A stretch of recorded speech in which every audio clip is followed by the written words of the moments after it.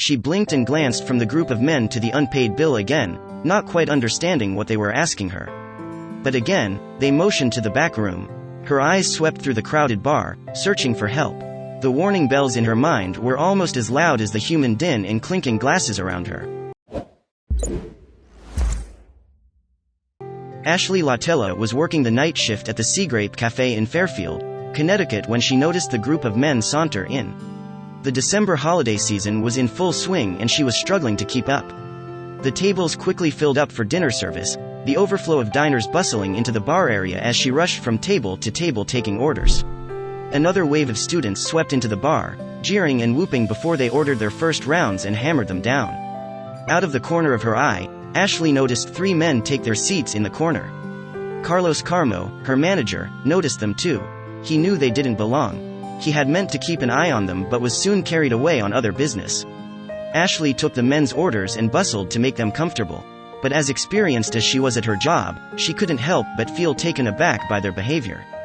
The men ordered round after round, and every time Ashley walked away from the table she could feel their eyes burning into her back. And every time she approached with their orders, they would fall completely silent. But it was only when she brought them their bill that she would understand their true motivations. Ashley knew from experience that it was usually the quieter patrons who gave the most trouble. There was always one table that was holding a wild card. Usually, if she felt uncomfortable she would swap tables with one of her male staff members, just to be safe. But there was no chance of that happening tonight. Everyone had their hands full. Unfortunately, the men waited until the last possible minute to show their true colors. The more Ashley thought about it, the more it didn't make sense. The Seagrape Café was a well-known student bar. Why were these older gentlemen here? They were definitely the oldest people in the room. Call it a woman's intuition or experience, Ashley just knew there would be trouble. And she was right. As a server, Ashley expected to have good customers and bad customers. And some were just downright rude. Nevertheless, she resolved to always try her best to give all her customers equally good service. But nothing could have prepared her for the men's refusal to settle their bill. When it was finally time to bring the men their check, Ashley breathed a sigh of relief. It was drawing near to the end of her shift and she was looking forward to going home to recoup before it all began again tomorrow. But she wasn't out of the woods just yet. When she returned to collect their payment, she wasn't ready for what they wanted from her.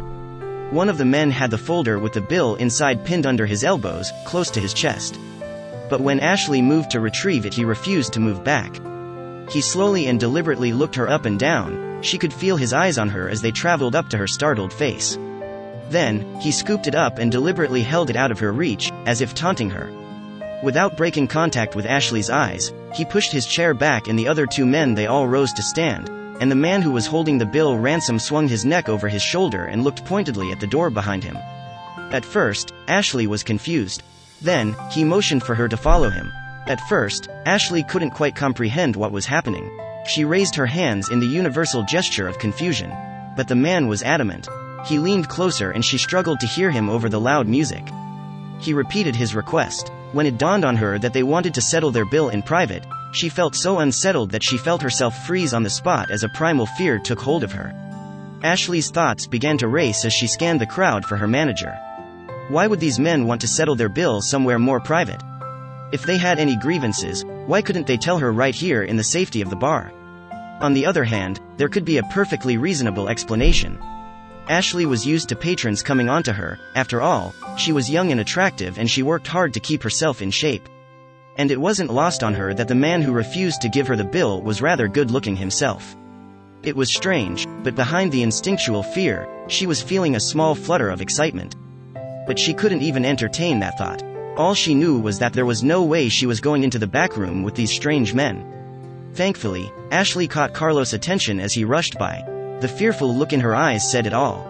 He stopped in his tracks and Ashley felt relief wash over her.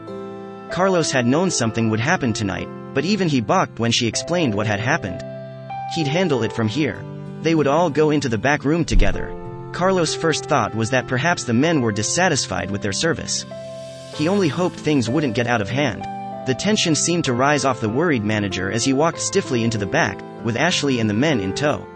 Ashley and Carlos were exactly where the men wanted them. They were in for a surprise. In the quieter setting of the private room, the men confirmed Ashley's suspicions. They revealed that they had been watching her closely all night. They observed all 4 bartenders being run off their feet, and they were impressed.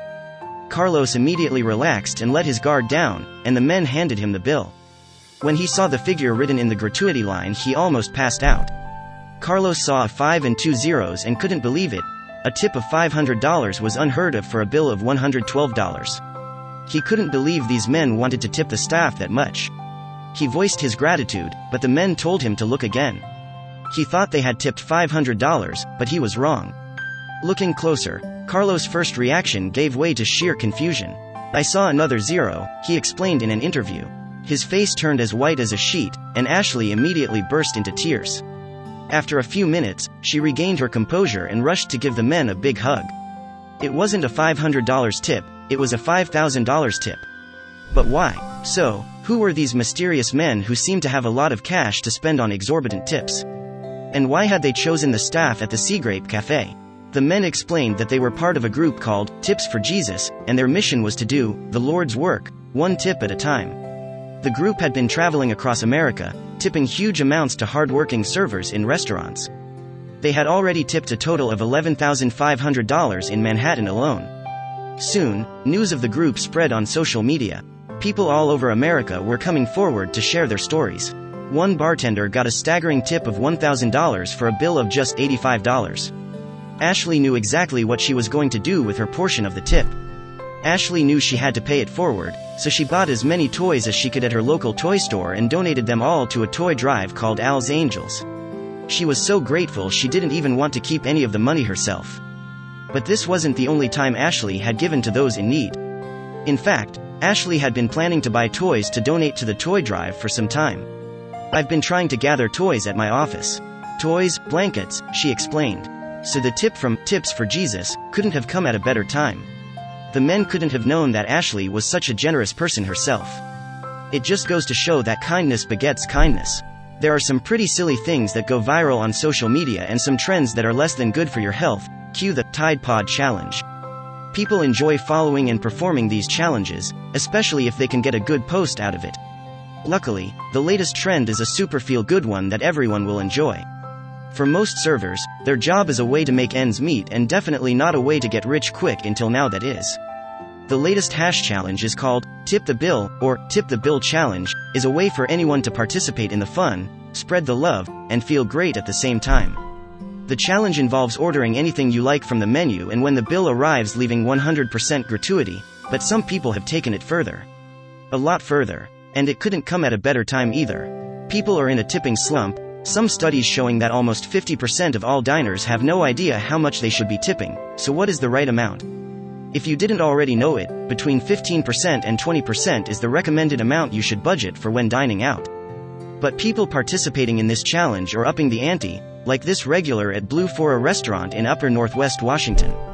Christopher Nardelli, owner of the 4-year-old restaurant, said the customer lives in the area and frequents the bar a few times a month. His favorite item on the menu is most definitely the gumbo, which features a chicken and andouille sausage base with a dark roux, paired with an Old Chub Scotch ale.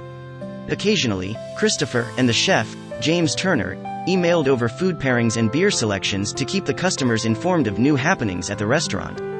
Recently, James even went so far as to email the patron personally, asking him for advance notice on the next time he would be in the restaurant so he could make the gumbo he liked.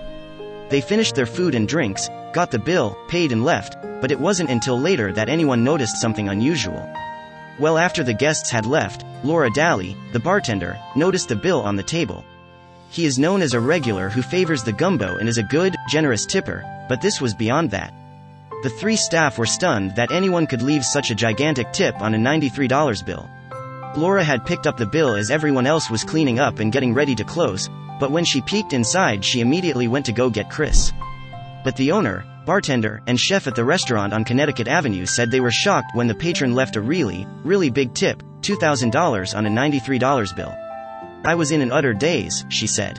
"I was completely speechless. I had to do a double take." Laura went to her boss and said, "We need to talk." The two went back to his office, and she showed him the receipt. "I didn't know what to say," Chris recalled. "This is the kind of stuff you see in the restaurant business that happens to some guy in the Midwest or the West Coast," he said. "You think, who are these people who give these extraordinarily generous tips that just made a server or bartender's day?" And then, sure enough, it happened to us. Along with the credit card slip showing the $2,000 tip was a note including details of how it should be divided among the three, $1,000 for Chef James and $500 each for Laura and Chris. But just what was the reason for someone to leave such an incredibly large tip? The next day, Chris sent a thank you email to the man and got the explanation for the crazy tip. He said he's very happy with what we've built and that he's proud to be a customer, Chris said. Each person is using their sudden windfall wisely too. Chris said he plans to use his money to help offset his toddler's monthly daycare bill and believes that James will spend his money on his family as well, while Laura, a 29-year-old Silver Spring resident, said she plans to use her $500 to pay for a summer class at Montgomery College. It's flattering, he said. It's nice to see somebody appreciate what we do and they're willing to leave something like that for us.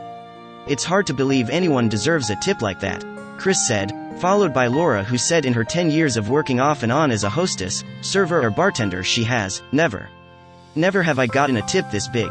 Never. And a note on the back of the bill, thank you for the gumbo.